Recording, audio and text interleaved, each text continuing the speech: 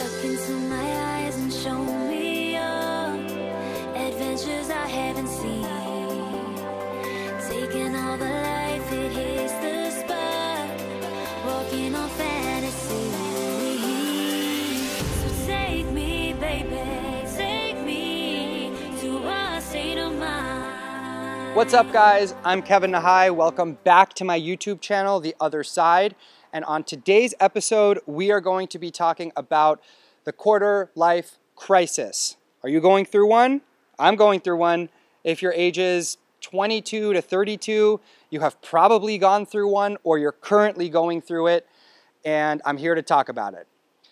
So this is a period of time that is characterized by immense fear and pressure and worry about usually three things. One is career, two is financial stability, and three is relationship status or lack thereof.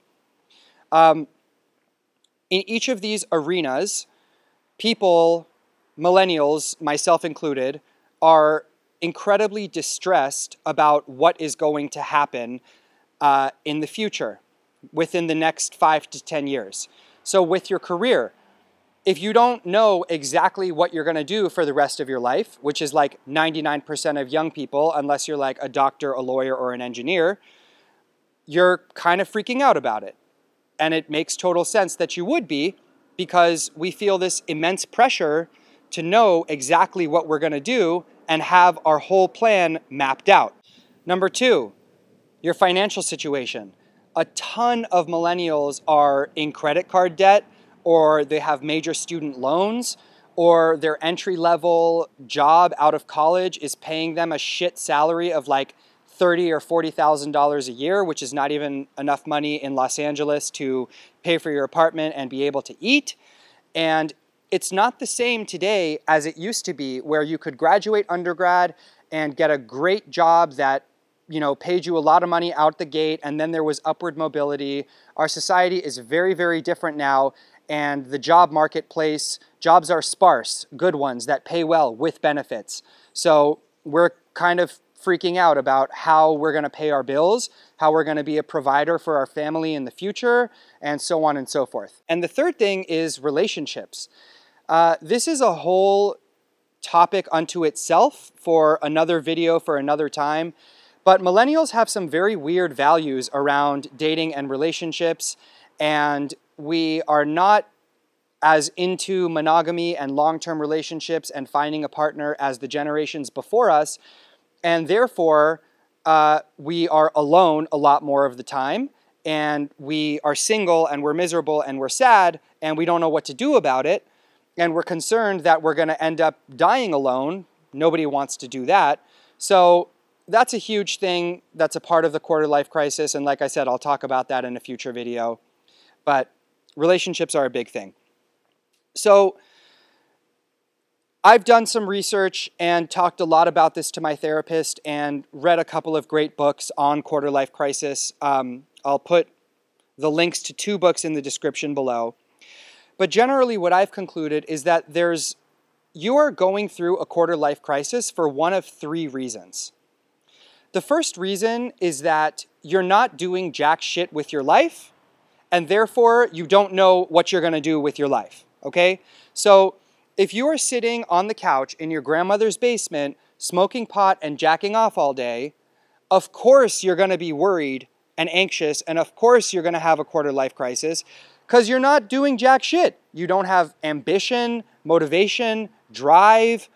You don't have passions, you don't have hobbies, you just want to fuck around all day. If you suck like that, you need to stop sucking, and I believe in you. Let's talk about some ways to get yourself set up so that you can start to chase some long-term goals. The second reason is that you are passionate about certain things and you have an idea of what you want to do. You just haven't figured out how to turn your passion into your purpose. Right? You haven't figured out how to bridge the gap between what excites you and what is going to make you money and make you happy. If you fall into this camp, I want you to answer for yourself 4 questions. First question, What am I great at doing? What am I talented at? Second question, what do I love to do? What brings me joy and fulfillment? Third question, what does the world need? What does my company need? What does the community need? Where is there a need for what I love to do and what I'm good at? And 4, how do I get paid to do that? How do I monetize it? Answer those 4 questions and you will be able over time to turn your passion and what fulfills you into your purpose and your career. The third reason you might be going through a quarter-life crisis, this was the reason that I was going through a quarter-life crisis for a long time and I'm finally just starting to get out of it. It's because you care too much what other people think of you. Stop it. Stop giving a fuck what your boss says about you, what your friends think about you, what your parents, for God's sakes, what your parents think about you, the pressures put on you by other members of your family and your culture and society. Basically, stop caring what people think about you and do what makes you happy. You are in a job that you fucking hate because you think it's the job you should have, because it's paying you the salary you think you should have, because your parents have told you what you should do, and it's making you miserable, and there is no reason that you should be miserable at this point in your life when you already have enough pressure on your shoulders and you already have enough shit you're trying to figure out. My parents are going to hate me for saying this. Mom and Dad, if you're watching this, I love you, but it's still true. If your parents are telling you what to do, you need to stop fucking listening to them.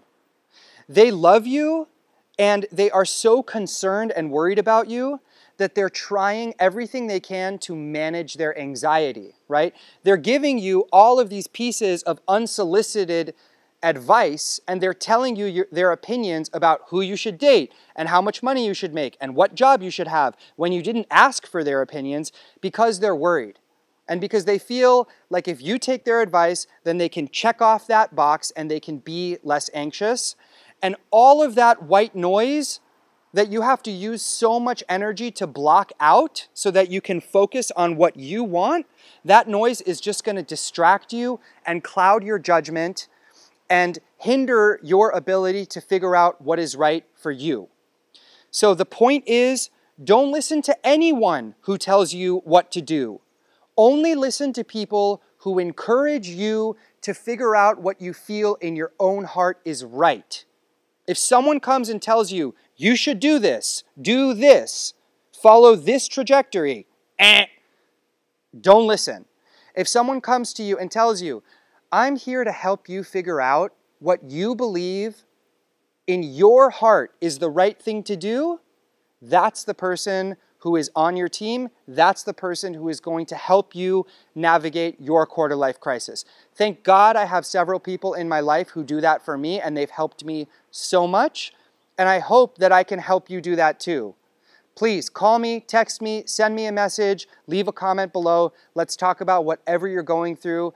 And I will be here to ask you the right questions to help you figure out what is most important and fulfilling to you. Hit the subscribe button, like this video, leave a comment, and thank you guys so much. I will see you on the next video.